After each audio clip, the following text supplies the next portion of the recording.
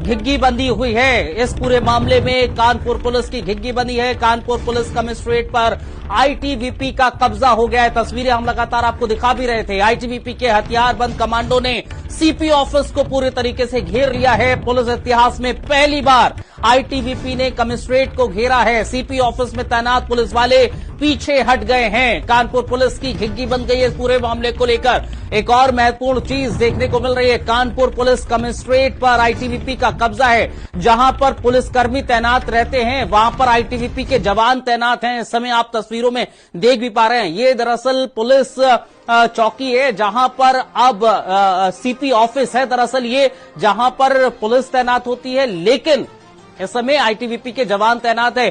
प्रभात, जाहिर तौर पर इस पूरे मामले को लेकर अब जो पुलिस है उसकी भी घिग्गी बनी हुई है पूरे तरीके से, क्योंकि जो पुलिस जहां पर तैनात होती है पुलिस के जवान, उसको पूरी तरीके से आईटीबीपी के जवानों ने घेर रखा है। उन्होंने आपके कॉल को होल्ड पर रखा है, कृपया लाइन पर। चलिए प्रभात से कनेक्ट करने की कोशिश करेंगे, लेकिन हम तस्वीरों में भी आपको दिखा रहे हैं कानपुर पुलिस की घिग्गी बनी हुई है एक तरीके से, क्योंकि मामला बड़ा गंभीर है, संवेदनशील है। आईटीबीपी का एक जवान जिसकी मां का ऑपरेशन गलत कर दिया जाता है, गलत इलाज कर दिया जाता है और उसकी मां का हाथ काट दिया जाता है, और फिर अस्पताल प्रशासन इस पूरे मामले में कुछ नहीं बोल पाते हैं। नेशनल हेड हमारे साथ वीरेंद्र सिंह जी हमारे साथ जुड़ गए हैं। वीरेंद्र जी, ये बहुत संवेदनशील, बड़ा संवेदनशील मामला निकलकर सामने आया था, क्या आपको लगता है इस पूरे मामले को लेकर?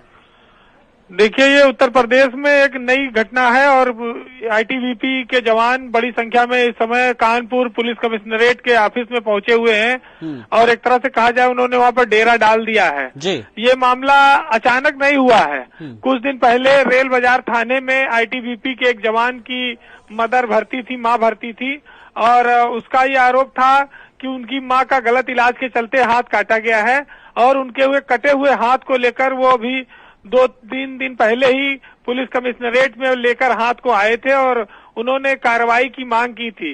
लेकिन पुलिस का रवैया जैसा रहता है, जांच से लेके तमाम मामलों में उसी तरह का रहा और आज ऐसा लगता है कि आईटीबीपी के जवानों का सब्र जवाब दे गया और इन्होंने अपने उच्चाधिकारियों को भी इसकी जानकारी दी। उसके बाद कमांडेंट के नेतृत्व में काफी बड़ी संख्या में अर्धसैनिक बल इस समय कानपुर के पुलिस कमिश्नर के कार्यालय में मौजूद हैं और कहा जाए कि इतनी बड़ी संख्या में उनके आने को कोई मामूली घटना के तौर पर इसको नहीं देखा जाना चाहिए। ये बड़ी नाराजगी के तौर पर आईटीबीपी के जवान असलाहों से लैस हैं, उनके साथ हथियार भी हैं और वो पहुंचे हुए हैं। इस समय रघुवीर लाल जो कानपुर के पुलिस कमिश्नर हैं, उनके साथ उनकी बातचीत चल रही है। ये पुलिसिया लापरवाही का एक बहुत बड़ा नमूना है, घटनाक्रम है। इसमें कार्रवाई होनी चाहिए उन अधिकारियों पर जिन लोगों ने इस अर्धसैनिक बल के जवान की पीड़ा को नहीं समझा। रेल बाजार थाने के लोग जो अस्पताल के लोगों से मिले हुए हैं, जिनको कार्रवाई करनी चाहिए थी, अस्पताल के प्रबंधकों पर, डॉक्टरों पर कार्रवाई करनी चाहिए थी, एफआईआर लिखना चाहिए था, उन लोगों ने एफआईआर नहीं लिखी। तो ये सब नेग्लिजेंस है और ये नेग्लिजेंस हमेशा होता रहा है। ये आज इतनी बड़ी संख्या में जवान आ गए, वरना कई सारे जवानों को ऐसे धक्के मारकर वापस कर देती है पुलिस और वो इधर उधर भटकते रहते हैं। ये कानपुर के लिए बड़ी शर्मनाक घटना है। कानपुर पुलिस के लिए कमिश्नरेट बनाया गया इसीलिए कि जितने अधिकारी रहेंगे वो मौके पर जाकर लोगों की शिकायत सुनेंगे, फोर्स ज्यादा दी गई और 1 to 1 समस्याओं को वो हल कर सकें। लेकिन देखिए कितनी विचित्र बात है कि एक जिले में 10-10, 15-15 आईपीएस अफसर लगाए गए हैं और आज उत्तर प्रदेश के इतिहास में ये ऐसी घटना घट रही है जो आज तक कभी नहीं हुई है। पुलिस और अर्धसैनिक बल का एक सीधा टकराव आप इसको कह सकते हैं। ये कोई मामूली बात नहीं है कि अर्धसैनिक बल के जवानों को सड़क पर उतरकर, थाने पर उतरकर पुलिस कमिश्नर के ऑफिस पर आकर घेराव करना पड़ा हो। ये बहुत बड़ी बेइज्जती की बात है कि आखिर पुलिस की कार्यशैली क्या रह गई है, वो अपने जवानों तक को इंसाफ नहीं दे पा रही है।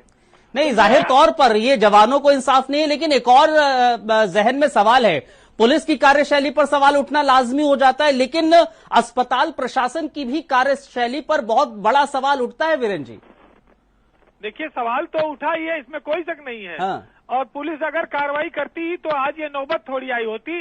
ये तो उसी के नाते आई कि रेल बाजार थाने की पुलिस ने कार्रवाई नहीं की होगी और उसमें ज्यादातर होता क्या है कि नर्सिंग होमों के साथ स्थानीय थाना पुलिस की साठगांठ रहती है। अच्छा। तमाम आए दिन घटनाएं होती हैं।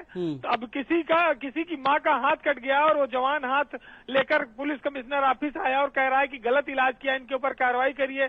आज वो 3-4 दिनों से भटक रहा है वो जवान। वो वीडियो बहुत वायरल हुआ था। जी जी। ये कोई पहली बार नहीं दिखा रहे हैं आपको। ये वीडियो सारे टीवी चैनलों और सोशल मीडिया पर भी चला था। लेकिन अधिकारियों ने अपना पुराना रवैया जारी रखा। तो आज ये फजीहत करा ली। अब इससे ज्यादा और क्या होगा कि अब आपस में सेना और केंद्रीय बल और उत्तर प्रदेश की पुलिस के लोगों का इतना मतभेद बढ़ गया कि टकराने की नौबत आ गई है। जी। अरे भाई घेर लिया है। अब इससे ज्यादा अब क्या बचता है? उत्तर प्रदेश में कमिश्नरेट सिस्टम में जहां पुलिस कमिश्नर बैठता हो वहां सैकड़ों की संख्या में अर्धसैनिक बल के जवान आ गए। उनका आक्रोश है ये। और इस आक्रोश को ये लोग भाप नहीं पाए और इनको पता नहीं था। आज ये देखिए, ये सारे आप स्क्रीन पर देखिए कि ये लोगों के हाथ में असलहे हैं। जैसे ये पूरी सीमा पर जाते हैं या कहीं पर छापे में जाते हैं या किसी बड़े एक्शन में जाते हैं, ये उसी तरह का एक्शन है। ये कोई नॉर्मल बात नहीं है। आज उत्तर प्रदेश पुलिस के मुंह पर इन लोगों ने एक तरह से कालिक लगा दिया। नीचे हुए जो बैठे लोग हैं जो हर मामले को मिनिमाइज करते हैं। किसी का हाथ कट जाए, किसी का पैर कट जाए, किसी के साथ अत्याचार हो जाए, अस्पताल अन्याय करे, पुलिस हर घटना को मिनिमाइज करती है। वो छोटा करके बताती है, वो कार्रवाई नहीं करना चाहती है। पता नहीं किस दिन के लिए कानून बचा के रखना चाहती है, सिर्फ इसलिए कि उसकी अपनी सेटिंग अच्छी चलती रहे। और उसका खामियाजा कभी जनता भोगती है, कभी अधिकारी भोगते हैं, कभी सेना के जवान भोगते हैं। आज उसी का नतीजा ये सबके सामने है। बिल्कुल।